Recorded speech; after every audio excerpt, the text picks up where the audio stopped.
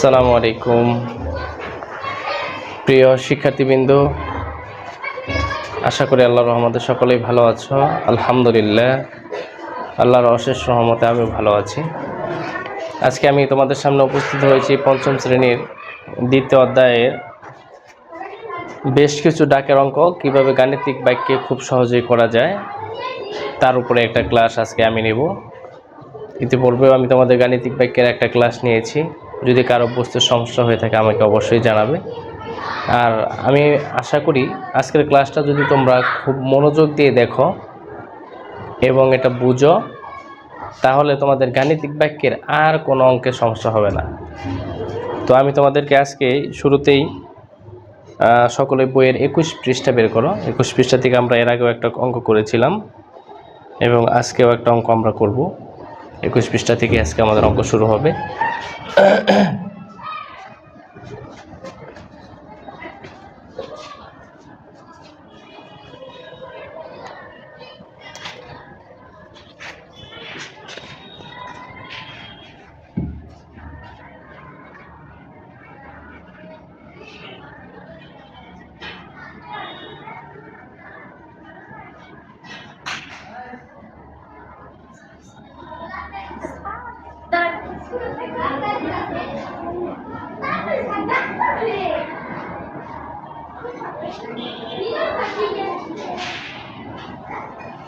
প্রিয় শিক্ষার্থীরা খেয়াল করো, লিখেছি ডাকের অঙ্ক গাণিতিক বাক্য।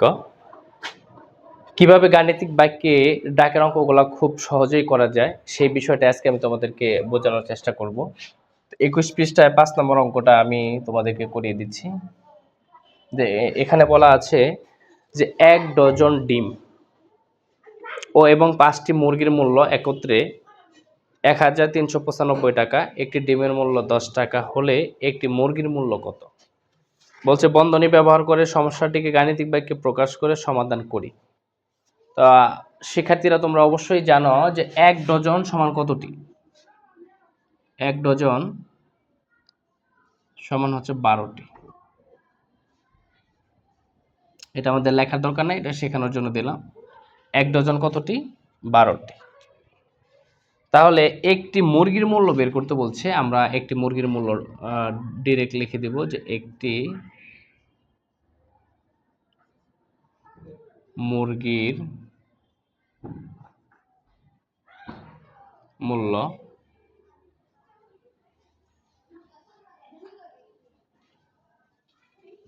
খেয়াল করো, এখানে আমাদের প্রথমে যেটা কাজ করতে হবে সেটা হচ্ছে মোট মূল্য কত।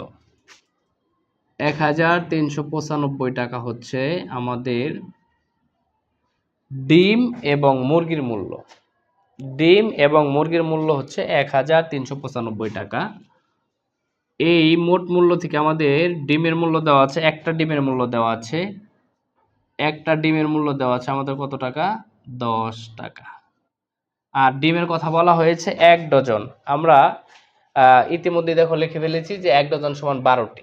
তাহলে আমরা এখানে লিখবো যে এই মোট মূল্য থেকে আমাদের বাদ দিতে হবে 12টি ডিমের মূল্য, অর্থাৎ 1 ডজন ডিমের মূল্য। তাহলে 1 ডজন যদি 12টি হয়, একটা ডিমের মূল্য দেওয়া আছে কত টাকা? 10 টাকা। একটা ডিমের মূল্য 10 টাকা দেওয়া আছে, বের করতে হবে মুরগির মূল্য। তাহলে মুরগি হচ্ছে কয়টা? 5টা। যদি মুরগির মূল্য বের করতে বলতো তাহলে আমরা আর ভাগ 5 লিখতাম না, কিন্তু একটি মুরগির মূল্য বের করতে বলছে, এর জন্য আমাদেরকে এখানে ভাগ 5 দিতে হবে। কেন? 5 দ্বারা ভাগ করলে আমরা একটা মুরগির মূল্য পেয়ে যাব।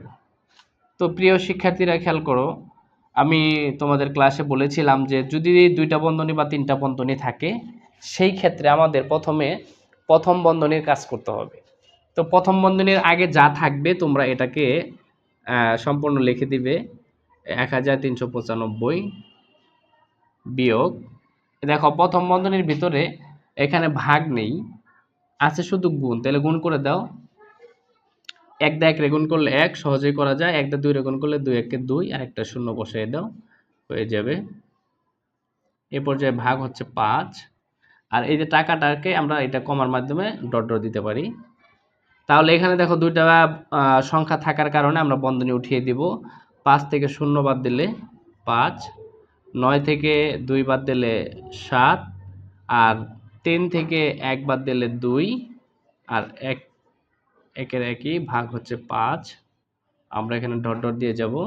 দেখো এই ভাগটাকে আমরা এখান থেকেও সহজে করতে পারি, কিংবা যদি তোমরা এভাবে ভাগটা সহজে করতে না পারো সেই ক্ষেত্রে তোমরা এখানে রাফ করে নেবে, এরকম রাফ করে নেবে, তাহলে তোমাদের বুঝতে সুবিধা হবে। 12×75, তাহলে 5 10 12 মধ্যে যায় হচ্ছে 2 বার 10, থাকলো আমাদের 2, আনলাম 7 কেটে, 5 5 25,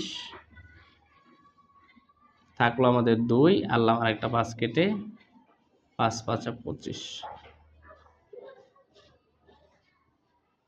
দেখো 255 টাকা, একটা মুরগির মূল্য 255 টাকা, কম টাকায় আছে। মুরগিটা মনে হয় ছোট, এই জন্য 255 টাকা দাম আসছে। বড় মুরগি হইলে আরো বেশি দাম আসার কথা ছিল। আশা করি তোমরা এই অঙ্কটা বুঝতে পেরেছ। এখন প্রত্যেকটা অঙ্ক তোলার জন্য আমি তোমাদেরকে এই 1 মিনিট করে সময় দেব, যাতে করে তোমরা অঙ্কটা উঠিয়ে রাখতে পারো, এবং আমার ভিডিও দেখে পরে এটা মেলালে তোমাদের জন্য এটা খুবই সহজ হয়ে যাবে।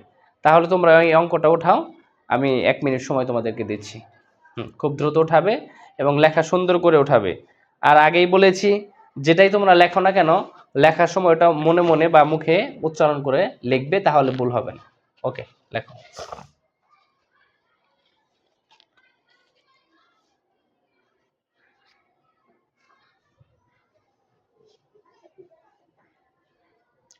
রাফসহ উঠাই নিও, রাফসহ।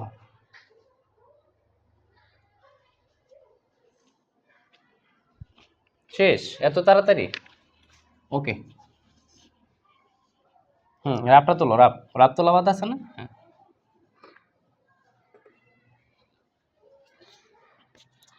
এ পর্যায়ে দেখো 22 পৃষ্ঠায় আমরা প্রত্যেকটা অঙ্কই করে যাব। কেন? যাতে করে কোনো অঙ্কই আমাদের বাদ না থাকে, এবং কি পরীক্ষা বা যে কোনো প্রতিযোগিতামূলক পরীক্ষায় যেটা আসুক না কেন আমরা যেন সবগুলো লিখতে পারি। বাজারে প্রতি কেজি বাসমতি চাউল, প্রতি কেজি মানে কত? প্রতি মানে 1 বোঝাই আমরা, যে প্রতি মানে 1, আমরা বলছিলাম প্রতি মাস মানে 1 মাস, প্রতিদিন মানে 1 দিন, প্রতি সপ্তাহ মানে 1 সপ্তাহ, আর প্রতি কেজি মানে হচ্ছে 1 কেজি। 1 কেজি বাসমতি চাউল 240 টাকা, এবং প্রতি কেজি মুগ ডাউল 120 টাকায় বিক্রয় হয়। যদি আমরা 5 কেজি চাল এবং 3 কেজি ডাল ক্রয় করি, বিক্রেতাকে 2000 টাকা দিই, তাহলে কত টাকা ফেরত দেবে? একেবারে সহজ। এখানে তোমরা পৃষ্ঠা নাম্বার এটা এভাবে দিয়ে লিখবে।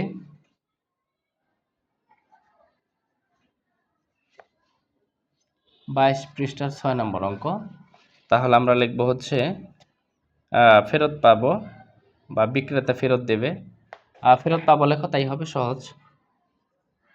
সর্বশেষ যে কথাটা উল্লেখ থাকবে সেটা লিখলেই হবে, ফেরত পাবো। দেখো দোকানদারকে দিছে কত টাকা? 2000 টাকা। 2000 টাকা দোকানদারকে দেওয়ার পরে দোকানদার কাছ থেকে আমরা কি কিনেছি? বাসমতি চাউল কিনেছি কয় কেজি? 5 কেজি। তাহলে এই যে 2000 টাকা দেওয়া হইলো দোকানদারকে, এখান থেকে আমরা যা যা কিনছি তার মূল্য বাদ দেওয়া লাগবে। তাহলে আমরা বাসমতি চাউল 1 কেজি চাউলের দাম হচ্ছে 240 টাকা, বাসমতি চাউল কিনেছি আমরা 5 কেজি যোগ, আর 1 কেজি মুগ ডাল, 1 কেজি মুগ ডালের দাম হচ্ছে 120 টাকা, মুগ ডাল কিনেছি আমরা 3 কেজি। খুব ভালো করে খেয়াল করো, তাহলে এখানে আমরা টাকা লিখে দিব, একবারে হয়ে যাবে। 5 কেজি বাসমতি চাউল আর 3 কেজি মুগ ডাউল কিনলাম, এটা তাহলে যোগ করব আমরা। এটা যোগ করে দোকানদারকে যদি 2000 টাকা দিই, যা কিনলাম এর কেনার পরে দোকানদারকে 2000 টাকা দিলে বাকি টাকা দোকানদার আমাদেরকে ফেরত দেবে। তাহলে আমরা এখানে 2000 টাকা লিখে যাচ্ছি, 2000, আর বন্ধনীর ভিতরে আমরা যেহেতু 4টা সংখ্যা আছে তাহলে বন্ধনী থাকবে। দেখো 5 দ্বারা 0 গুণ করলে 0, আর 4 5 20, 0 হাতে আমার 2, 5 দুগুণা 10 আর 2 এ 12, 1200 টাকা যোগ 3 দ্বারা 0 গুণ করলে 0, 3 দ্বারা 2 গুণ করলে 3 দুগুণা 6, 3 দ্বারা গুণ করলে 3 একে 3, এত টাকা। এ পর্যায়ে খেয়াল করো, আমরা এখানে লিখব 2000 বিয়োগ, তাহলে এখানে যদি বন্ধনী আছে 2টা সংখ্যা তাহলে বন্ধনী তুলে দেব, 0 0 যোগ করলে হবে আমাদের 0, 6 আর 0 যোগ করলে হবে আমাদের 6, 3 আর 2 যোগ করলে হবে আমাদের 5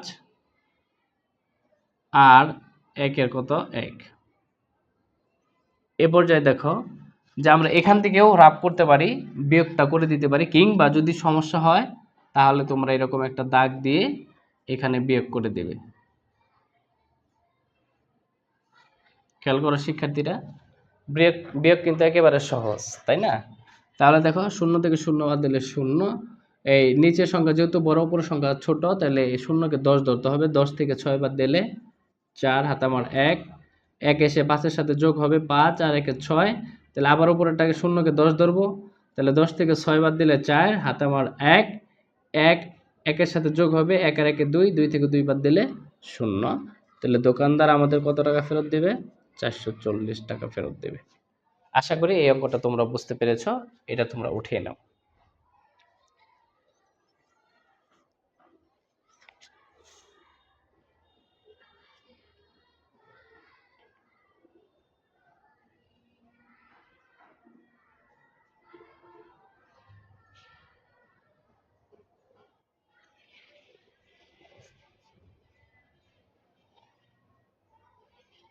বুঝতে পেরেছো?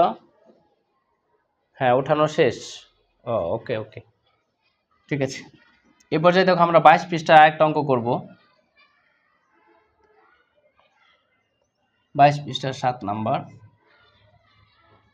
এটা একটা ইম্পর্টেন্ট অঙ্ক এবং এটা প্রত্যেকের পরিবারের আয় ব্যয়ের একটা হিসাব থাকে, তার উপরে এই অঙ্কটা আমাদের। এখানে বলা আছে যে মাহমুদ সাহেবের মাসিক বেতন 35,000 টাকা। প্রতি মাসে তিনি, প্রতি মাস কেবল বুঝালাম তোমাদের, প্রতি মাস মানে হচ্ছে 1 মাস।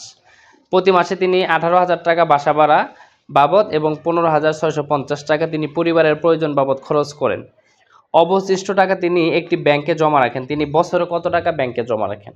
এখন বছরে বলছে, মাসিক খরচ দেওয়া, উত্তর চাইছে বছরে। তাহলে আমাদের এখানে জানতে হবে যে 1 বছর সমান কত মাস। যেহেতু মাসের হিসাব আসছে, এজন্য আমরা লিখব 1 বছর সমান 12 মাস।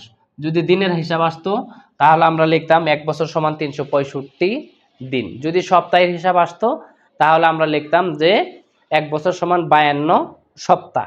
যেহেতু এখানে মাসের হিসাব আসছে, এই জন্য আমরা এটা মনে রাখবো যে 1 বছর সমান 12 মাস। তিনি বছরে কত টাকা ব্যাংকে জমা রাখেন? আমরা এই অঙ্কটাও খেয়াল করো, একেবারে লিখে দিতে পারি সুন্দর করে। তিনি বছরে ব্যাংকে জমা রাখেন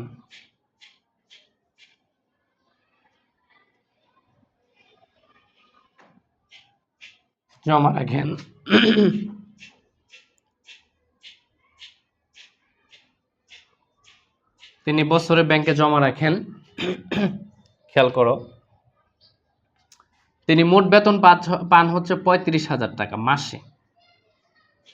এই 35,000 টাকা থেকে তার খরচ হচ্ছে বাসা ভাড়া বাবদ খরচ 18,000 টাকা,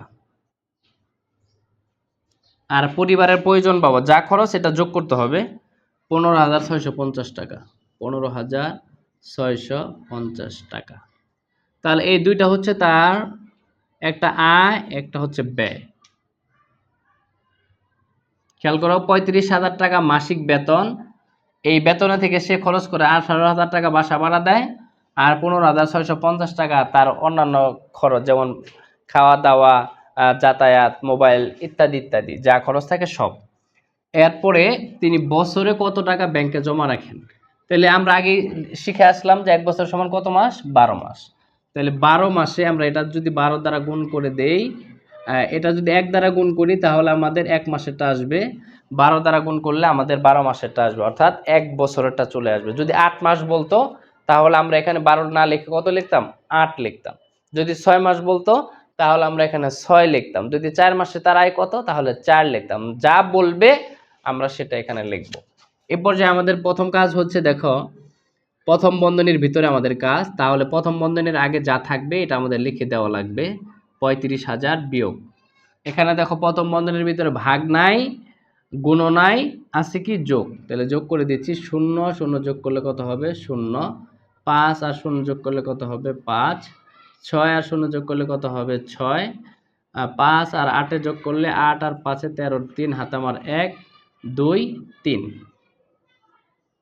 33,650 টাকা তার হচ্ছে মাসিক খরচ। তাহলে এখানে 35,000 টাকা থেকে আমরা বিয়োগ করব। যেহেতু 35,000 টাকা, যদি সমস্যা হয় এখানে 35,000 লিখে নিবে। 35,000 এখানে আমরা বিয়োগ করব হচ্ছে 33,000 টাকা। 33,650 টাকা তার মাসিক খরচ। বেতনের থেকে যদি খরচ বাদ দেওয়া হয়, যা থাকবে সেটা হচ্ছে মাসিক ইনকাম বা জমা।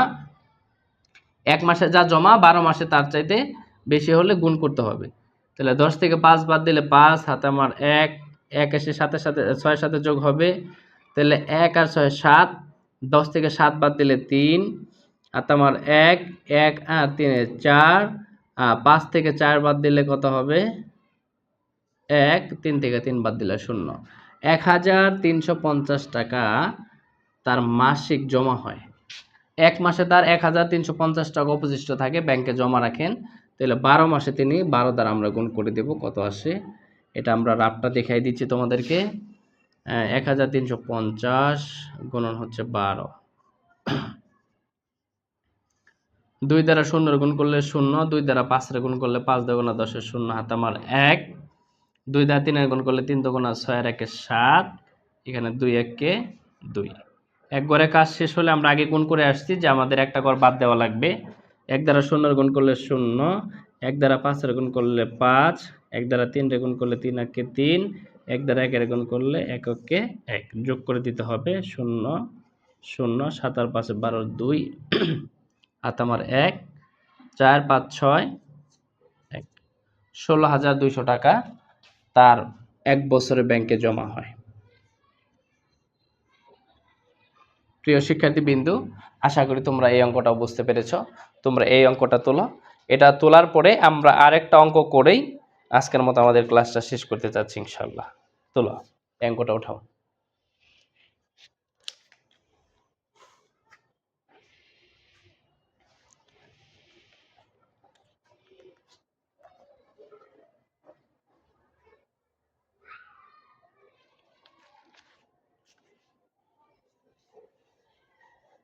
শেষ উঠানো? ও বাকি আছে। গুণের আপটা যদি প্রয়োজন মনে করো উঠে নিবে, না হলে দরকার নাই।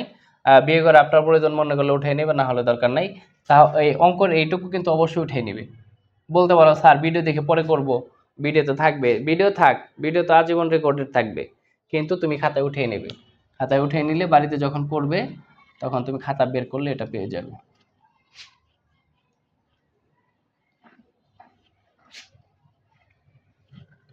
এরপর দেখো 22 পৃষ্ঠা আমরা করব হচ্ছে, এটা আমাদের 22 পৃষ্ঠা 7 নাম্বার ছিল। এবার 8 নাম্বার ছোট্ট একটা অঙ্ক।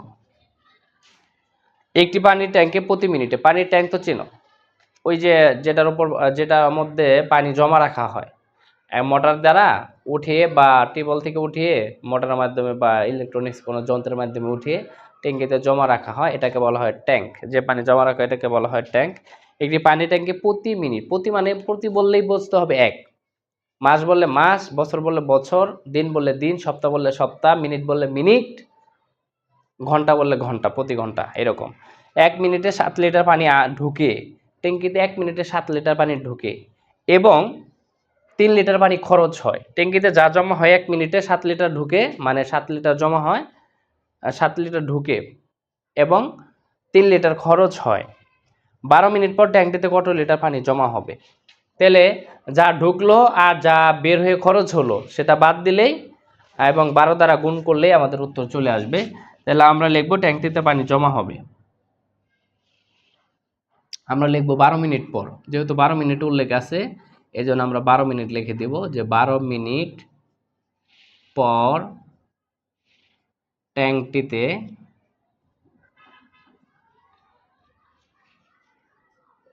পানি জমা হবে।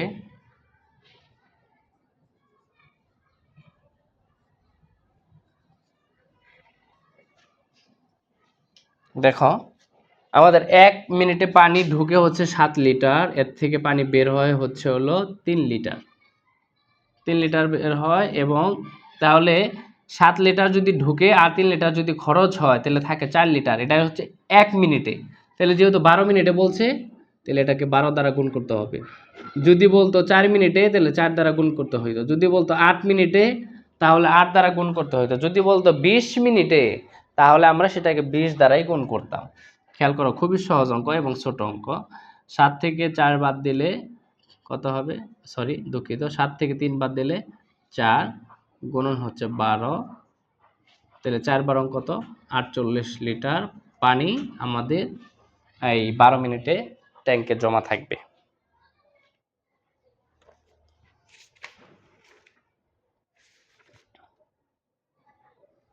এ পর্যায়ে আমি তোমাদেরকে হোমওয়ার্ক দিয়ে দিচ্ছি। HW অঙ্কটা উঠাও আর HWটা উঠিয়ে নাও। আমি যে অঙ্কগুলো করে দিচ্ছি এই সবগুলো অঙ্ক তোমাদের হোমওয়ার্ক থাকবে এবং অতিরিক্ত আমি কিছু অঙ্ক দিয়ে দিব, সেগুলো তোমরা করবে। যদি না পারো করে আমাকে দেখাবে, যদি না পারো তাহলে আমাকে বলবে, আমি আবার করিয়ে দিব। কিন্তু যদি পারো তাহলে ওটা রিপিট করব না।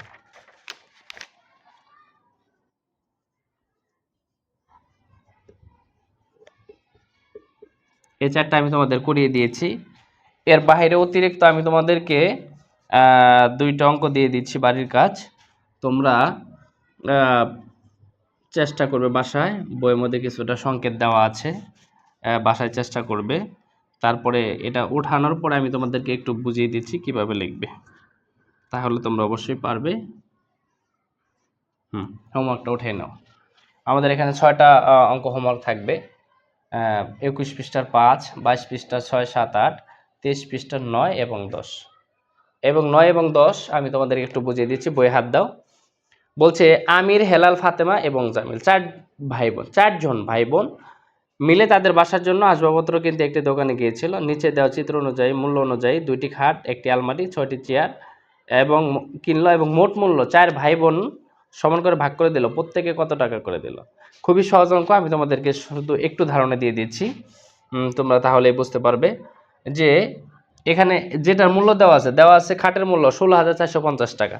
তাহলে 16,450 গুণন খাট কয়টা? 2টা, 16,450 গুণন 2 যোগ তারপর একটা আলমারির মূল্য 27,500, আলমারি হচ্ছে একটা, তাহলে 27,500 গুণন 1 যোগ এরপর লিখবো একটা চেয়ারের মূল্য 2,800 টাকা গুণন হচ্ছে 6। এই সবগুলা যোগ করে 4 দ্বারা ভাগ করবে, ভাগ হচ্ছে 4। 4 ভাই বোন এই জন্য 4 দ্বারা ভাগ করবা। 3 ভাই বোন থাকলে 3 দ্বারা ভাগ করবা। 2 ভাই বোন থাকলে 2 দ্বারা ভাগ করবা। এটা এইভাবে করে নিবে। আয়েশা এবং আমিনার একত্রে 12,756 টাকা আছে। আমিনার চেয়ে আয়েশার 1,120 টাকা বেশি আছে। আয়েশা এবং আমিনার প্রত্যেকের কত টাকা আছে? এই অঙ্কটা করতে গেলে সর্বপ্রথম যেটা খেয়াল রাখতে হবে সেটা হচ্ছে তোমাকে প্রথমে যাচাই করতে হবে কম টাকা কার আছে, তার নামটা আগে লিখবা। আমরা দেখে নিচ্ছি আমিনার চেয়ে আয়েশার 1,120 টাকা বেশি আছে, তার মানে আমেনার টাকা কম আছে। তাহলে লাগবে আমেনার আছে বড় সংখ্যাটা 12,756 বিয়োগ 1,120 ভাগ হচ্ছে 2। বড় সংখ্যা থেকে এই আয়েশার যে 1,120 টাকা বেশি আছে এটা বাদ দিয়ে 2 দ্বারা ভাগ করলে আমেনার টাকা বের হবে। এরপরে লিখবা আয়েশার টাকা আয়েশার আছে, আমেনার যা বের হবে আয়েশারও তা আছে এবং আয়েশা তার থেকে 1,120 টাকা বেশি আছে। তার মানে আমেনার টাকার সাথে 1,120 টাকা যোগ করে দিলেই আমাদের আয়েশার টাকা বের হয়ে যাবে। এই 2টা অঙ্ক সহ মোট তোমাদের 6টা অঙ্ক আমি তোমাদের বাড়ির কাজ দিয়ে দিলাম।